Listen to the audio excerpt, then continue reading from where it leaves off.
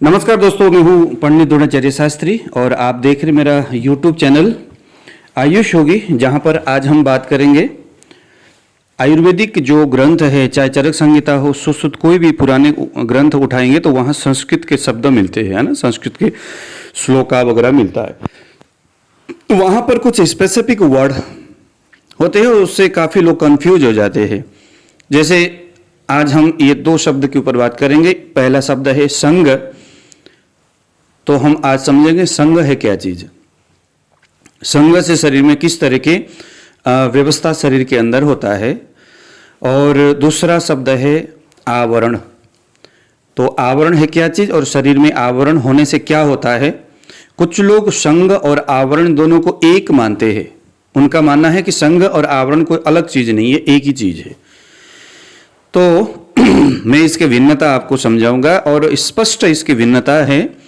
और अलग अलग संग अगर किसी लक्षण को दिखाता है तो उसके विपरीत लक्षण आवरण किस तरह से दिखाता है और इनके अलग अलग उपचार विधि क्या हो सकता है। आपको, अगर आप आयुर्वेद के विद्यार्थी हो, आयुर्वेद प्रेमी हो, तो यह आज का वीडियो आपको ज्ञानवर्धन करने वाला होगा। और दूसरी बात, आयुर्वेद पढ़ने वाले हर विद्यार्थियों को ज्योतिष और अध्यात्म शास्त्र जैसे उपनिषद है, वेद है, ये पढ़ना चाहिए थोड़ा थोड़ा, है ना, समय निकाल करके। क्योंकि ये तीन शब्द, यह तीन जो शास्त्र है, ये अलग अलग होने के बावजूद भी एक है।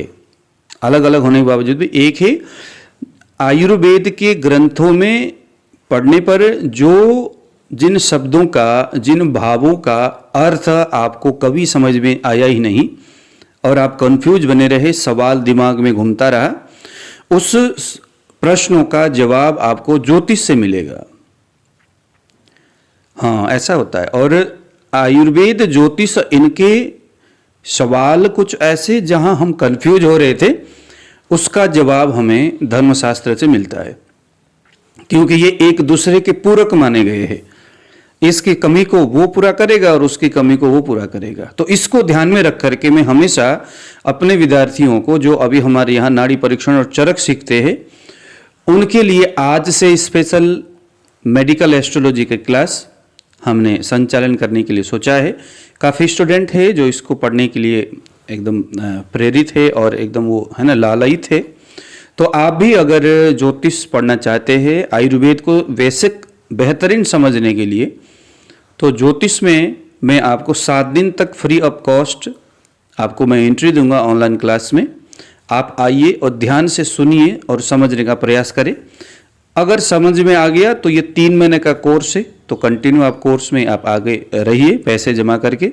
नहीं तो आप वहाँ से लिफ्ट हो सकते हैं, है ना, जैसे आपको अच्छा लगता है वैसे करें। तो चलिए जरा शुरू करते हैं। संग और आवरण है क्या क्या चीज। तो पहले नंबर में दोष का दुष्य के साथ, दोष और दुष्य दोनों, दोष यानी कफ पित्त वात, दुष्य यानी रस रक्त आदि धातु, है ना, ये किसी स्रोतस में एक, ये दोनों मिलकर के रुक जाते, एक साथ मिले हुए हैं। न दोष दुष्य को कुछ बोलता है, न दुष्य दोष को कुछ बोलता है प्रारंभिक अवस्था में। तो इसे हम कहेंगे संग। दोनों एक साथ एक जगह में रुके हुए हैं। ध्यान देना, यत्र संग खवै गुण्यत व्याधि शत्रुपजायते, ये आपको सूत्र पता चल गया होगा। तो यहां दोनों संग हुआ है, यह शब्द आया है।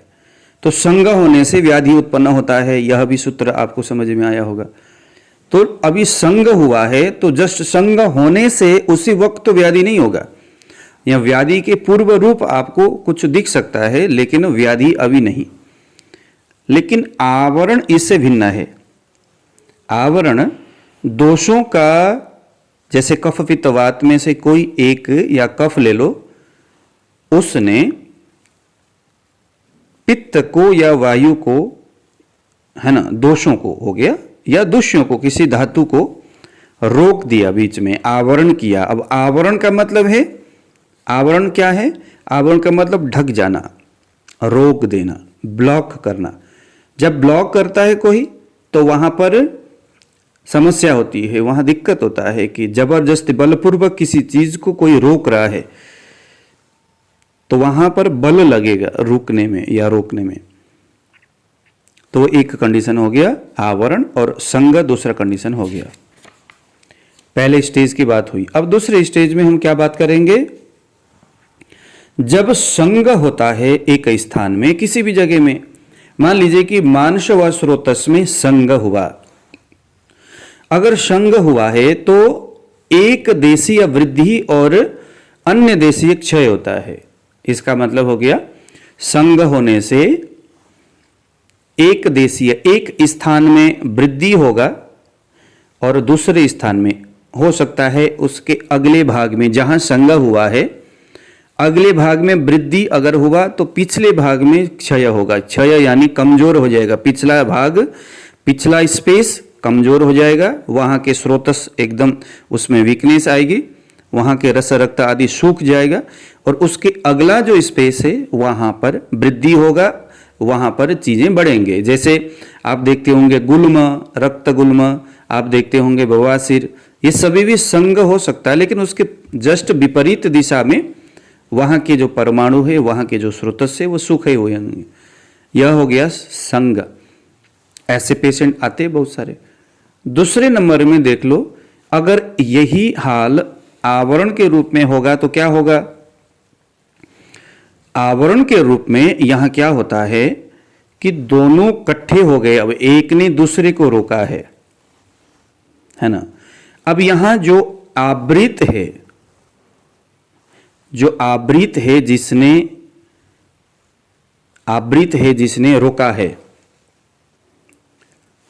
वह क्षीण या वृद्धि होगा। जिसने रोका है, मान लीजिए कफ ने पित्त को रोका है, तो जो कफ है, कफ ने पित्त के रास्ते को रोका है, तो जो कफ है वह हीन हो जाएगा, कमजोर होगा, क्योंकि उसने रोका है। जो रुका है उन्हें हम आवरक कहेंगे।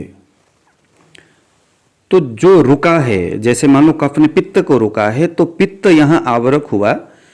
अब पित्त जो है उफान मारेगा, तो यहां जो आवरक यानी वह पित्त जिसको कफ ने रोका है, तो कफ तो क्षीण हो गया, कफ के परमाणु वहां क्षीण होंगे, और जो आवरक है जिसको रोका गया है वह पित्त एकदम उग्र स्वरूप में आ जाएगा, बढ़ेगा उसके मान, क्योंकि वो आ रहा है कहीं से।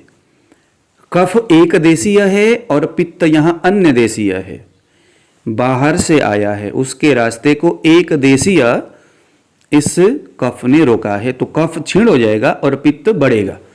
तो पित्त जो है यहां उग्र स्वरूप में होगा। अगर नहीं समझ में आया तो आप कमेंट बॉक्स में आप लिख सकते हो, ठीक है। अगर संग होगा तो संग होने पर दोनों ही कुछ बोल तो नहीं रहे, लेकिन कफ के परमाणु भी धीरे धीरे बढ़ रहा है, पित्त के परमाणु भी बढ़ रहा है, या जो दोनों आपस में रुके हुए हैं, या धातु भी अगर रुके हैं, तो मान लीजिए कि अगर रक्त धातु में कफ आ गया और कफ ने, या किसी स्थान में किसी स्रोतस में कफ भी गया और रक्त भी गया, दोनों इकट्ठे हैं, संग हो रहा है। अब क्या होगा? धीरे धीरे कफ भी बढ़ रहा है, पित्त भी बढ़ रहा है। आवरण में क्या हो रहा है? एक बढ़ रहा है, एक घट रहा है। जिसको रोका गया वो बढ़ रहा है, जिसने रोका वो घट रहा है। तो संग में क्या होगा कि विमार्ग गमन की संभावना वहां ज्यादा होगा, क्योंकि दोनों ही बढ़ रहे हैं वहां पर। लेकिन आवरण में एक तो घट रहा है लेकिन एक बढ़ रहा है, तो संग में विमार्ग गमन होने की संभावना ज्यादा रहती है, और आवरण में विमार्ग गमन होने की संभावना नहीं रहती, क्योंकि एक घट रहा है, एक का मान। लेकिन वो जब तक घटता है तब तक जो आवरक है जिसको रुका गया वो विकृत हो जाता है। फिर बाद में फिर वही हाल है कि एक का मान घट रहा है बहुत ज्यादा और एक का मान बढ़ रहा है, तो विकार तो वहां पर उस मायने से, उस तरीका से होगा, और संग में दोनों ही बढ़ रहे हैं यहां पर, ठीक है। हाँ, स्थान की बात है यहां पर संग में कि एक देशीय जो स्थान है उसकी वृद्धि होगी, दूसरे देशीय जो स्थान है उसकी क्षय होगा।